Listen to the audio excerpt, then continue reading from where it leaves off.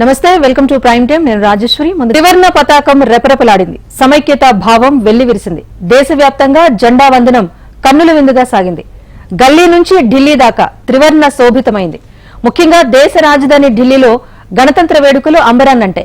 కర్తవ్య పథ్లో రాష్ట్రపతి ద్రౌపది ముర్ము జాతీయ పతాకాన్ని ఆవిష్కరించారు. అనంతరం త్రివిధ దళాల పరేడ్, శకటాల ప్రదర్శన, సాంస్కృతిక కార్యక్రమాలు, సైనిక విన్యాసాలు ఆకట్టుకున్నాయి. నారీ శక్తి పేరుతో త్రివిధ దళాలు చేపట్టిన కవాతు అందరినీ ఆకట్టుకుంది. ఈసారి గణతంత్ర వేడుకలకు ఫ్రాన్స్ అధ్యక్షుడు ఇమాన్యుయల్ మాక్రాన్ ముఖ్య అతిథిగా పాల్గొనడం స్పెషల్ అట్రాక్షన్ గా నిలిచింది. ఉపరాష్ట్రపతి జగదీప్ ధన్కడ్, ప్రధాని మోదీ, కేంద్ర మంత్రులు గణతంత్ర వేడుకల్లో పాల్గొన్నారు. Subject of transforming school education. ప్రధాని మోదీ జాతీయ వార్ మెమోరియల్ ను సందర్శించడంతో వేడుకలు మొదలయ్యాయి. ఆ తర్వాత రాష్ట్రపతి ద్రౌపది ముర్ము, ఫ్రాన్స్ అధ్యక్షుడు మాక్రాన్ రాష్ట్రపతి భవన్ నుంచి సాంప్రదాయ బగ్గీలో వేదిక వద్దకు చేరుకున్నారు. దాదాపు 40 ఏళ్ల తర్వాత గణతంత్ర వేడుకల్లో రాష్ట్రపతి మళ్లీ ఈ బగ్గీని వినియోగించారు. బగ్గీలో కర్తవ్య పథ్కు చేరుకున్న రాష్ట్రపతి ముర్ముతో పాటు ఫ్రాన్స్ అధ్యక్షుడు మాక్రాన్ కు ఘన స్వాగతం పలికారు ప్రధాని మోదీ. అనంతరం రాష్ట్రపతి జాతీయ పతాకాన్ని ఆవిష్కరించి గౌరవ వందనం స్వీకరించారు.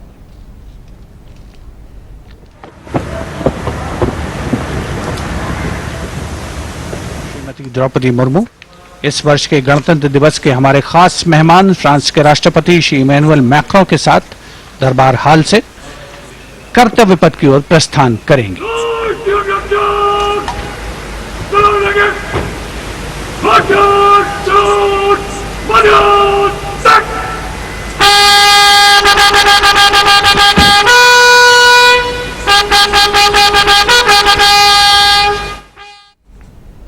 హైదరాబాద్ నాంపల్లి పబ్లిక్ గార్డెన్స్ లో రిపబ్లిక్ డే వేడుకలు ఘనంగా జరిగాయి. గవర్నర్ తమిళిసై జాతీయ పతాకాన్ని ఎగురవేశారు. పోలీసులు, సైనికుల నుంచి గవర్నర్ గౌరవ వందనాన్ని స్వీకరించారు. కార్యక్రమంలో సీఎం రేవంత్ రెడ్డి, మంత్రులు, సీఎస్ శాంతికుమారి, ఇతర అధికారులు పాల్గొన్నారు. Officers in uniform will salute. Parade! Rashtriya salute! Salamat! Shast!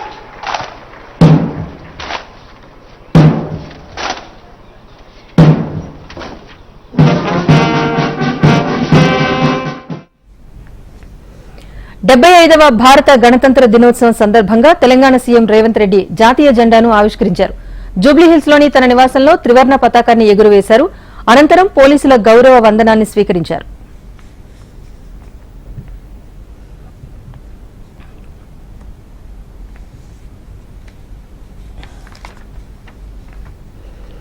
Hyderabad Raj Bhavan లో ఎట్ హోం కార్యక్రమం జరుగుతోంది.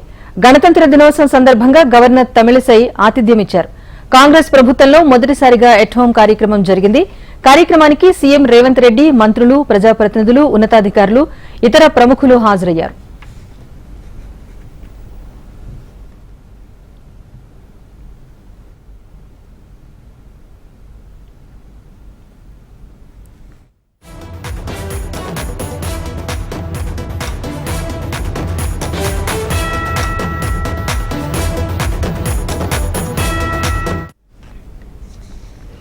విజయవాడ ఇందిరాగాంధీ స్టేడియంలో గణతంత్ర వేడుకలను ఘనంగా నిర్వహించారు. గవర్నర్ అబ్దుల్ నజీర్, సీఎం జగన్ పాల్గొన్నారు.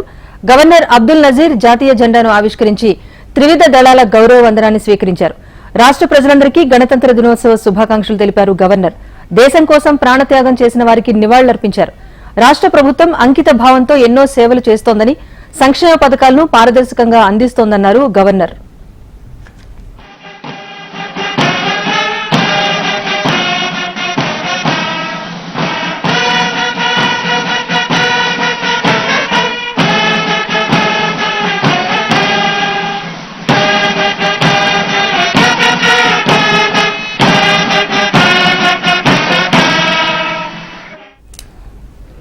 గణతంత్ర దినోత్సవం సందర్భంగా విజయవాడలోని రాజ్ భవన్ లో ఎట్ హోం కార్యక్రమం జరిగింది. గవర్నర్ ఏర్పాటు చేసిన ఎట్ హోం ఈవెంట్ లో సీఎం జగన్ దంపతులు, మంత్రులు, ఇతర ప్రజాప్రతినిధులు పాల్గొన్నారు. ఈ సందర్భంగా గవర్నర్ అబ్దుల్ అందరినీ ఆప్యాయంగా పలుకరించారు.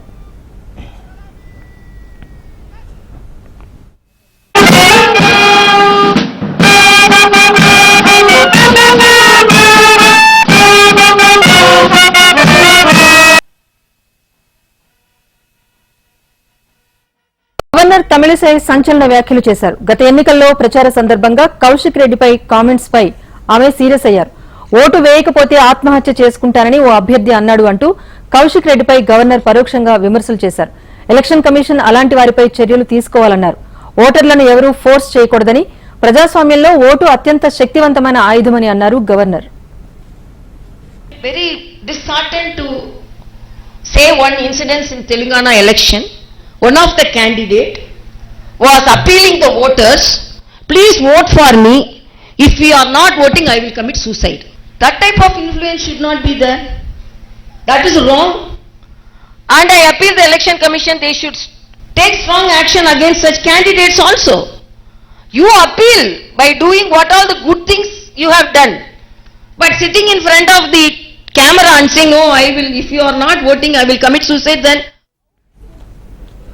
బీఆర్ఎస్ పార్లమెంటరీ పార్టీ సమావేశంలో కేసీఆర్ కీలక వ్యాఖ్యలు చేశారు. ఉమ్మడి ప్రాజెక్టులు కృష్ణా బోర్డుకు అప్పగిస్తే నష్టపోతామని, మనం ఏం చేశామో, కాంగ్రెస్ ప్రభుత్వం చేసిన తప్పిదమేంటో ప్రజలకు వివరించాలన్నారు. కాంగ్రెస్ అలవికాని హామీలు ఇచ్చిందని, ఇచ్చిన హామీలు అమలు చేయలేక ప్రభుత్వం విఫలమవుతోందన్నారు. ప్రభుత్వంపై ప్రజల వ్యతిరేకతను పార్లమెంట్ ఎన్నికలకు ఉపయోగించుకోవాలన్నారు కేసీఆర్. విభజన చట్టంలోని హామీల కోసం పార్లమెంట్లో కొట్లాడాలని సూచించారు. పార్లమెంట్ సమావేశాల తర్వాత మరోసారి ఎంపీలతో సమావేశమవుతానన్నారు కేసీఆర్.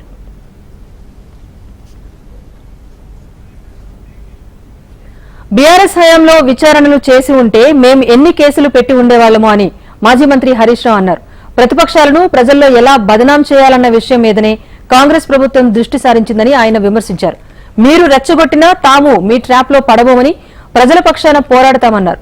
కాంగ్రెస్ నేతలు ఇంకా ప్రతిపక్షంలో ఉన్నట్లుగా మాట్లాడుతున్నారని, అహంకారపూరిత వైఖరిని ప్రజలు గమనిస్తున్నారని అన్నారు మంత్రి హరీష్ రావు. ఆ రోజు మేము అధికారంలోకి వచ్చినాడు మీ మీద ఎంక్వైరీలు వేసి విచారణలు జరపాలంటే ఎన్ని కేసులు పెట్టుండే వాళ్ళం. ఒక కొత్త రాష్ట్రం ఏర్పడ్డది. సమయాన్ని మేము ప్రతిపక్షాల మీద, ప్రత్యర్థుల మీద, దాడి మీద దృష్టి పెట్టలేదు.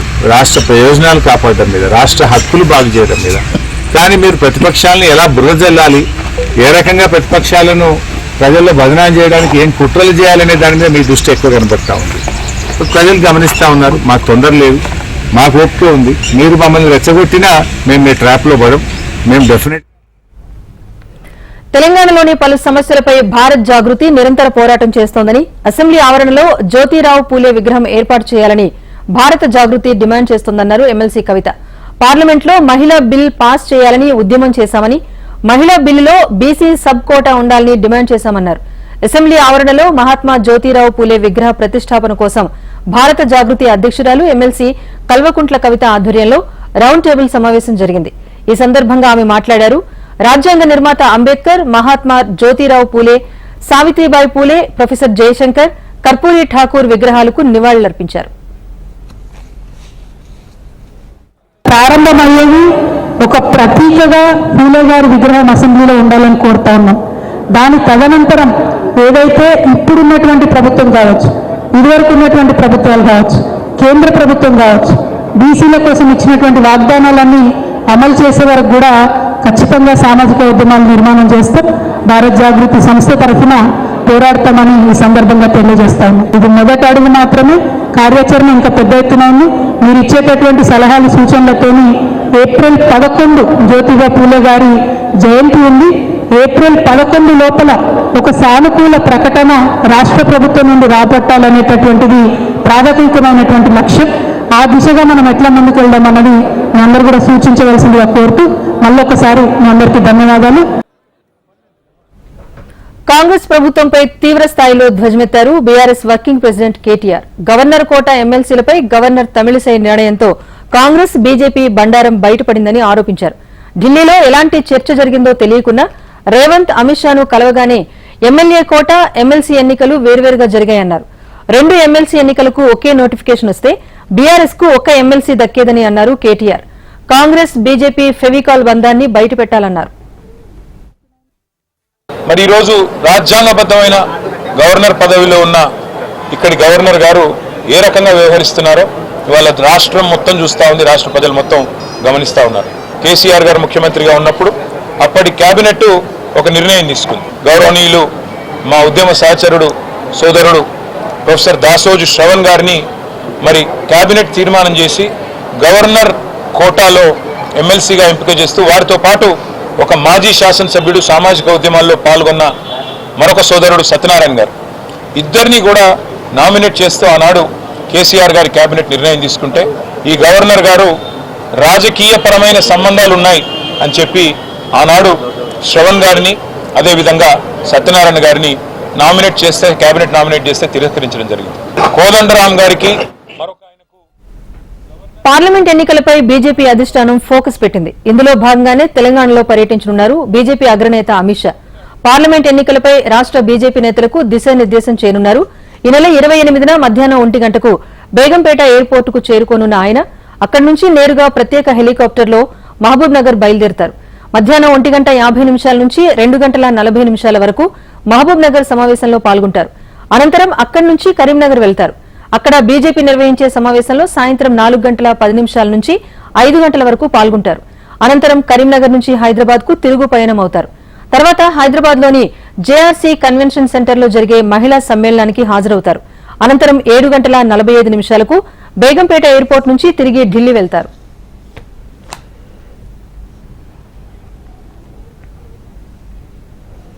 హరీష్ రావు, కేటీఆర్లపై Congress working president Jaggareddy fire అయ్యారు. తెలంగాణ ఉద్యమంలో పెద్దన్న పాత్ర పోషించిన కోదండరాంను హరీష్, కేటీఆర్ విమర్శించడం సరికాదన్నారు. 9 ఏళ్లలో కేసీఆర్ కోదండరాంకు కనీసం అపాయింట్మెంట్ కూడా ఇవ్వకుండా అవమానించారని జగ్గారెడ్డి మండిపడ్డారు. కోదండరాంకు కాంగ్రెస్ పార్టీ ఎమ్మెల్సీగా సముచిత స్థానాన్ని కల్పించిందన్నారు. మా ఎంపీలు, కాంగ్రెస్ పార్టీ ఎంపీలు కానివ్వండి, మా కాంగ్రెస్ పార్టీ ఆనాడు మంత్రులు కానివ్వండి, ఎంటైర్ తెలంగాణ కాంగ్రెస్ పార్టీ యావత్ ప్రజలందరూ కూడా చాలా చాలా పెద్ద పాత్ర పోషించారు. ఆ రోజు ఆ ఉద్యమం పేరు మీద పార్టీ పెట్టుకున్న కేసీఆర్ ఒక పావుగానే పాత్ర పోషించాడు. తెలంగాణ ఉద్యమ సమయంలో జేఏసీ పేరు మీద కోదండరాం గారి యొక్క పాత్ర ఆ రకంగా చేయడం జరిగింది. ఇక నిన్న నుంచి కేటీఆర్, హరీష్ రావు మాట్లాడుతున్నారు. కోదండరాం గారి గురించి వ్యతిరేకంగా మాట్లాడుతున్నారు. అప్పుడేమో కోదండరాం జేఏసీ పేరు మీద రాష్ట్ర విభజన కోసం, మీకేమో కోదండరాం గారు అప్పుడేమో దేవుడు కనబడ్డాడు రాష్ట్ర విభజన కంటే ముందు. విభజన అయ్యేంత వరకు, మీ గవర్నమెంట్ వచ్చేంత వరకు కోదండరాం గారిని మీరు చెయ్యి వదలలేదు, ఆయన కాళ్ళు కూడా వదలలేరు. మీరు రాష్ట్రంలో ఈ మొదటి ప్రభుత్వం తెలంగాణ ప్రజలు ముఖ్యమంత్రి కేసీఆర్ అయిన తర్వాత 9 ఏళ్లలో కోదండరాం గారికి ఎప్పుడైనా అపాయింట్మెంట్ ఇచ్చిందా? తెలంగాణ రాష్ట్ర శాసన మండలి సభ్యుడిగా నియామకమైన సందర్భంగా ప్రముఖ విద్యావేత్త చుక్కా రామయ్యను కోదండరాం మర్యాదపూర్వకంగా కలిశారు. చుక్కా రామయ్య నుంచి టీజేఎస్ అధ్యక్షుడు ప్రొఫెసర్ కోదండరాం ఆశీస్సులు తీసుకున్నారు.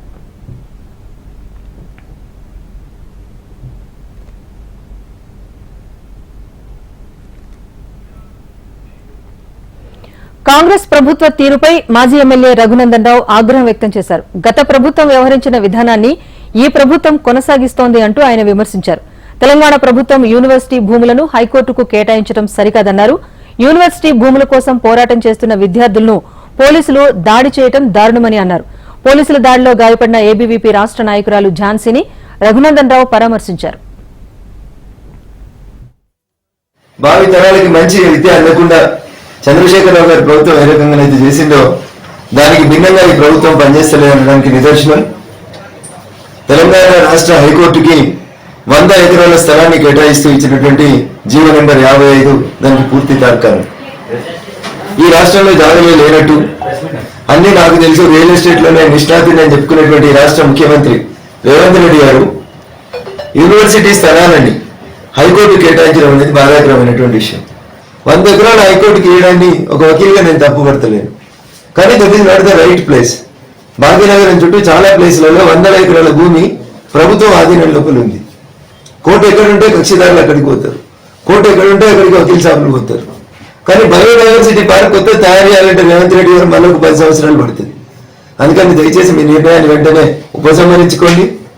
బేషరతుగా జీవో నెంబర్ 55ని రద్దు చేయండి. హైకోర్టుకు 100 ఎకరాల స్థలాన్ని ఇంకొక చోట కన్వీనియంట్ గా కేటాయించండి. కొత్త హైకోర్టు భవనం నిర్మించడాన్ని భారతీయ జనతా పార్టీ మేము స్వాగతిస్తాం. కానీ ఒక యూనివర్సిటీ స్థలం తీసుకొని ఒక ప్రైవేట్ యూనివర్సిటీ పార్కుని ధ్వంసం చేసి వద్దన్న విద్యార్థుల్ని చుట్టుపట్టుకొని ఈడ్చుకొని లాగి కొట్టి గత ప్రభుత్వానికి భిన్నంగా మీరు పనిచేయకపోతే మరి ప్రజాపాలన అని చెప్పుకుంటున్న మీకు ఆ ప్రజాపాలనకి ఏం అర్థం కనబడతలేదు అనేది నా ఉద్దేశం. సినీ నటుడు చిరంజీవికి పద్మ విభూషణ్ రావడంపై తెలంగాణ మంత్రి కోమటిరెడ్డి వెంకటరెడ్డి శుభాకాంక్షలు తెలిపారు. నిర్మాత దిల్ రాజ్ తో కలిసి చిరంజీవిని కలిశారు మంత్రి కోమటిరెడ్డి. ఈ సందర్భంగా శాలువతో సత్కరించి పుష్పగుచ్చాన్ని అందించారు. చిరంజీవికి పద్మ విభూషణ్ అవార్డు రావడం తెలుగు వారికి గర్వకారణమని అన్నారు మంత్రి కోమటిరెడ్డి. త్వరలోనే తెలంగాణ ప్రభుత్వం తరపున చిరంజీవిని సన్మానిస్తామన్నారు.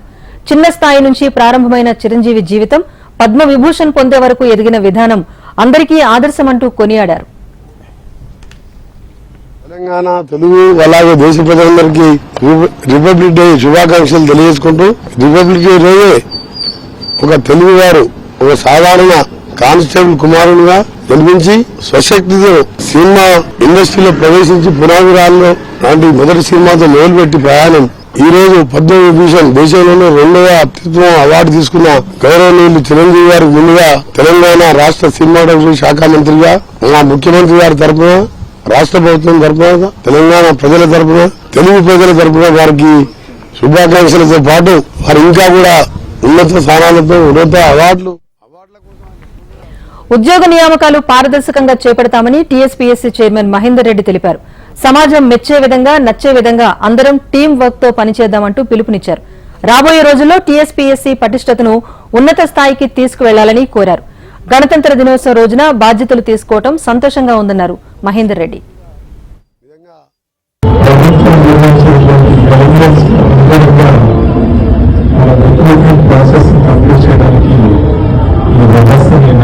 కాబట్టి ఆ బాధ్యత మనందరూ విజయస్తంభాలుగా ఉన్నది. ఈ సందర్భంగా మీ అందరికీ మనం చేస్తున్నాము. మీరందరూ కూడా పూర్తి స్థాయిలో మీరందరూ టీంవర్క్గా పనిచేసి మనకు వైసీపీ 5వ విడత జాబితాపై కసరత్తు కొనసాగుతోంది. ఇప్పటికే 4 జాబితాల్లో అభ్యర్థులను మార్చివేసిన వైసీపీ బాస్ గతంలో ప్రకటించిన జాబితాలో కొన్ని మార్పులతో మళ్లీ న్యూ లిస్ట్ ను రిలీజ్ చేసేందుకు సన్నాహాలు చేస్తున్నారు. నర్సరావుపేట, కర్నూలు, నంద్యాల ఎంపీ అభ్యర్థులపై కసరత్తు, వడపోతు ప్రక్రియ కొనసాగుతున్నట్లుగా సమాచారం. నర్సరావుపేట నుంచి అనిల్ కుమార్ యాదవ్, నంద్యాల నుంచి ఎమ్మెల్సీ ఇక్బాల్లకు ఎంపీ అభ్యర్థులుగా పోటీలోకి దించే అవకాశాలున్నాయి.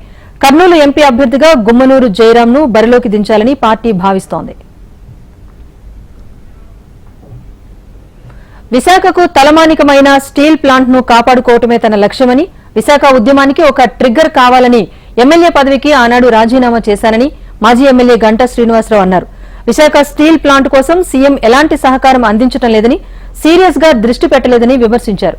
వైసీపీకి అత్యధికంగా ఎంపీల బలం ఉన్నప్పటికీ స్టీల్ ప్లాంట్ విషయంలో చేత కాకుండా పోయారు అంటూ ఎద్దేవా చేశారు. రాజీనామాలతో ప్రైవేటీకరణ ప్రక్రియ నెమ్మదిస్తోందని భావించారని తెలిపారు. 2021 ఫిబ్రవరి 12న తాను రాజీనామా చేశానని, కానీ ఉప ఎన్నికలు రానుండటంతో ఇప్పుడు ఆమోదించారని అన్నారు.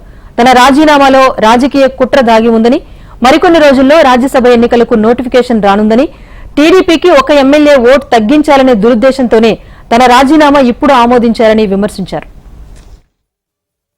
ఈ స్టీల్ ప్లాంట్ జరుగుతున్న నష్టానికి నిరసనగా ఆ రోజు ఆ నిర్ణయం తీసుకున్నాం. అయితే దాన్ని ఇన్ని రోజులు కూడా ఆమోదించకుండా ఒక కోల్డ్ స్టోరేజ్ లో పడేసి ఈ 2 నెలల్లో ఎలక్షన్లు ఉన్నాయనగా ఇప్పటికిప్పుడు హడావుడిగా కనీసం అప్పుడు రాజీనామా ఇచ్చారు 3 ఏళ్ల క్రితం, దీనికి మీరు కట్టుబడి ఉన్నారో లేదా అని ఫోన్లో కనీసం అడగకుండా లేకపోతే పిలిచి మాట్లాడకుండా ఈ రాజీనామాని ఆమోదించి దాన్ని గెజిట్ ఇవ్వడం జరిగింది. దీన్ని ఏపీలో పార్టీ మారిన 8 మంది ఎమ్మెల్యేలు అసెంబ్లీ స్పీకర్ తమ్మినేని సీతారాం నోటీసులు పంపించారు. ఈ నెల 29న వ్యక్తిగత విచారణకు హాజరు కావాలి అంటూ ఆ నోటీసుల్లో పేర్కొన్నారు. ఇటీవల పార్టీ మారిన 2 ఎమ్మెల్సీలకు శాసనమండలి చైర్మన్ నోటీసులు పంపించారు. బీజేపీ అంటే బాబు, జగన్, పవన్ అంటూ ఎద్దేవా చేశారు ఏపీ కాంగ్రెస్ అధ్యక్షురాలు వైఎస్ షర్మిల. బీజేపీతో దోస్తీ కోసం చంద్రబాబు, జగన్ ఆంధ్ర రాష్ట్ర ప్రజలను తాకట్టు పెట్టారని ఆరోపించారు. స్వలాభం కోసం రాష్ట్రాన్ని తాకట్టు పెట్టి కమలం పార్టీకి బి టీంలా మారారు అంటూ ఆరోపించారు. ఏపీలో ఒక్క సీటు కూడా లేని బీజేపీ రాష్ట్రాన్ని శాసిస్తోందన్నారు షర్మిల.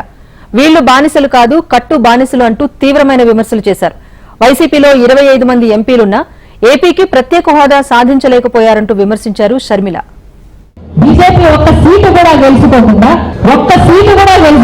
ఈ రోజు ఎంతమంది ఎంపీలు ఉన్నారో అంతమంది ఎంపీలు మొత్తం బీజేపీకే సపోర్ట్. కానీ ఒక్క సీటు కూడా గెలుచుకోలేదు బీజేపీ.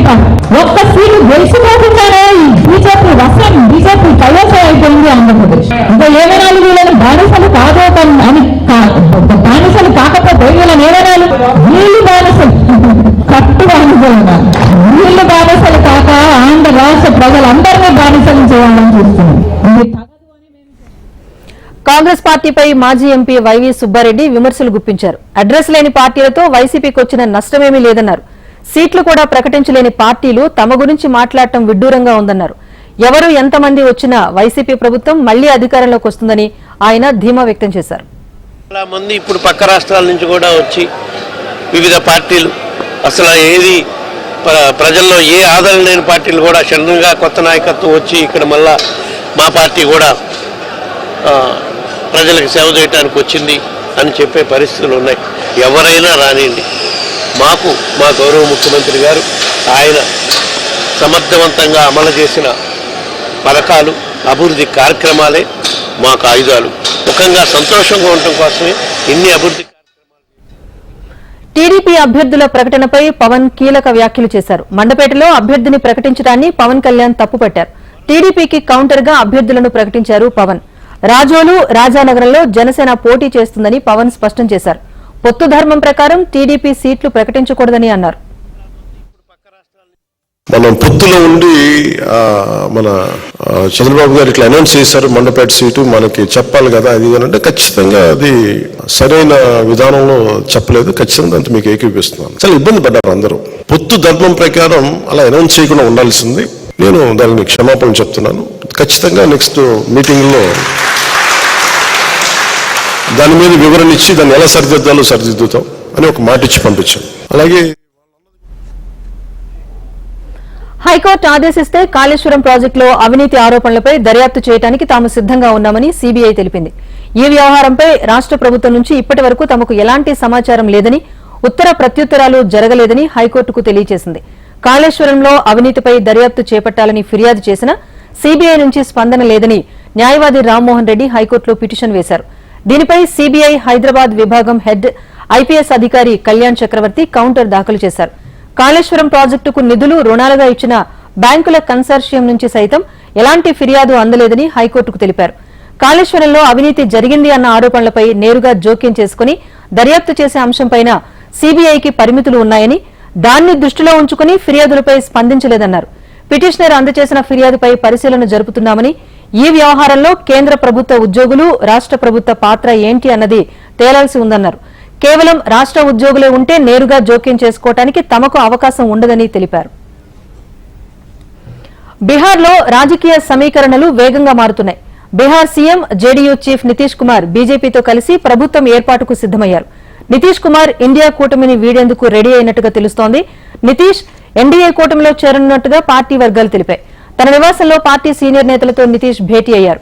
ఈ నెల 28న కొత్త ప్రభుత్వం కొలువుదీరే అవకాశం ఉన్నట్టుగా తెలుస్తోంది. బీహార్ రాజధాని పాట్నాలోని రాజ్భవన్ లో ఆ రాష్ట్ర గవర్నర్ రాజేంద్ర ఆర్లేకర్ ఆధ్వర్యంలో జరిగిన ఓ అధికారిక కార్యక్రమానికి సీఎం నితీష్ కుమార్, మంత్రి అశీక్ చౌదరి హాజరయ్యారు. కానీ ఆర్జేడీ అగ్రనేత డిప్యూటీ సీఎం తేజస్వి యాదవ్ ఈ కార్యక్రమానికి హాజరు కాలేదు. దాంతో ఆర్జేడీ, జేడీయూ కటీఫ్ వార్తలు నిజమే అన్న అనుమానం కలుగుతోంది. దేశవ్యాప్తంగా రిపబ్లిక్ డే వేడుకలు ఘనంగా జరిగాయి. సాయంత్రం భారత్ పాకిస్తాన్ సరిహద్దు పోస్ట్ అటారీ వాఘా వద్ద బీటింగ్ రీట్రీట్ ఘనంగా నిర్వహించారు. సైనికుల విన్యాసాలు ప్రత్యేక ఆకర్షణగా నిలిచాయి. ఈ విన్యాసాలను చూసేందుకు భారీగా ప్రజలు తరలివచ్చారు. భారత్ మాతాకు జై, జై జవాన్ నినాదాలు మార్మోగాయి. సైనికులను ప్రజలు ఉత్సాహపరిచారు.